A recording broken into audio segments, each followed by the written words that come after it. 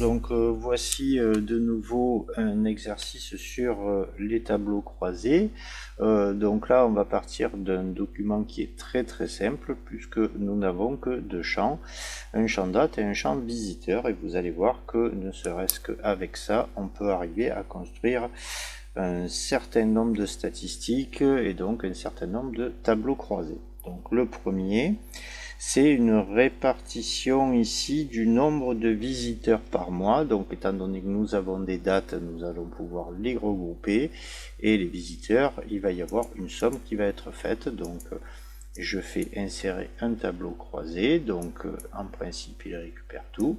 Donc je joue avec les dates. Je mets le nombre de visiteurs dans les valeurs. Et là, je fais un clic droit sur une des dates. Je dis grouper, je vérifie que je suis ici sur une seule année, donc heure, je n'en ai pas besoin, surtout qu'elle n'apparaît pas, je valide et donc ici j'ai la répartition des visiteurs par mois. À partir de ce tableau, on me demande l'évolution du nombre de visiteurs par mois. Donc là, à chaque fois, on aura droit à faire un petit graphique. Donc ici, je fais un graphique en courbe puisque c'est une évolution. Voilà, donc je peux, pour rappel, supprimer la légende. Donc je vais agrandir un peu ce document. Et ici, sur un clic droit, en faisant mettre en forme la série de données, dans le style, je peux lisser la courbe pour faire quelque chose d'un peu plus sympa. Donc je pourrais aussi modifier le titre. Voilà, donc si vous voulez, on reste sur quelque chose de simple. Donc ça, c'est les questions 1 et 2. Je reviens sur ma base de données et on repart. Le nombre de visiteurs par trimestre. Donc là, c'est pour revenir sur la gestion des dates. Donc ça, les visiteurs, et je recommence. Donc là, vous voyez qu'il y a un regroupement par mois puisque c'est le dernier que j'ai fait. Et dans grouper ici, je ne lui demande pas les mois, mais les trimestres. Voilà, donc, et un graphique en secteur pour la répartition. Donc un graphique en secteur qui va être très vite fait. Voilà. Et n'oubliez pas à chaque fois de mettre soit des chiffres, soit des pourcentages. C'est pour ça que j'opte toujours pour ici le premier dans disposition rapide. Comme ça, j'ai les deux en même temps. Ça me permet de gagner du temps. Et là, c'est pareil, c'était les questions 3 et 4. Je reviens sur ma base de données. Donc ici, c'est un doublon, nombre de visiteurs par mois et par trimestre, donc je vais le refaire. Donc ici, un petit clic et je recommence. Donc voilà, j'ai les trimestres, dernier regroupement qui a été fait, et donc je rajoute ici les mois. Donc là, difficile de faire un graphique, donc il n'y a pas de souci, vous avez bien les trimestres et les mois qui sont dessous.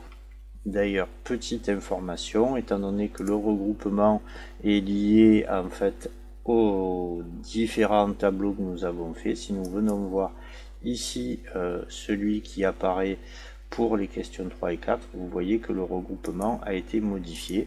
Donc là, il n'y a pas d'autre solution que faire le tableau et éventuellement faire du copier-coller de ce tableau dans un autre document ou de faire un copier-coller en valeur pour que les premiers ne bougent pas. Donc je vais le faire ici, c'est-à-dire que ici c'était par trimestre. Donc en fait ce que je fais, c'est que je lève les mois et une fois que j'ai fait ça, je fais un copier et je fais un clic droit. Alors ça apparaît pas sur le clic droit, donc on va venir le prendre ici et je fais un coller en valeur. Voilà, donc l'avantage, si vous voulez, c'est qu'ici je vais pouvoir faire mon regroupement et le précédent ne bouge plus et le graphique ne bouge plus. Voilà, les graphiques sont liés au tableau qui sont eux-mêmes liés au fait d'avoir regroupé par date. Voilà, donc ça c'était la question numéro 5.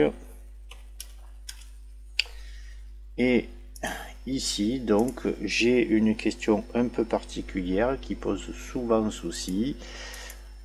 Le nombre de visiteurs par semaine. Donc, je prends les dates et je mets les visiteurs.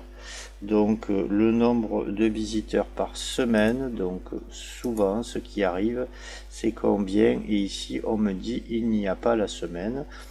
Oui, mais jusqu'à nouvel ordre, pardon, les semaines sont composées de 7 jours.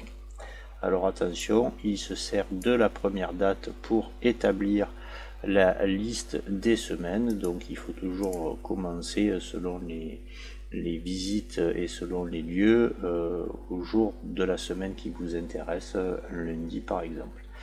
Et une fois que nous avons ça, on vous demande la courbe d'évolution. Donc une courbe, je valide. Alors là, c'est vrai qu'on s'aperçoit que petit à petit ça diminue. Donc le total ici, je peux le supprimer.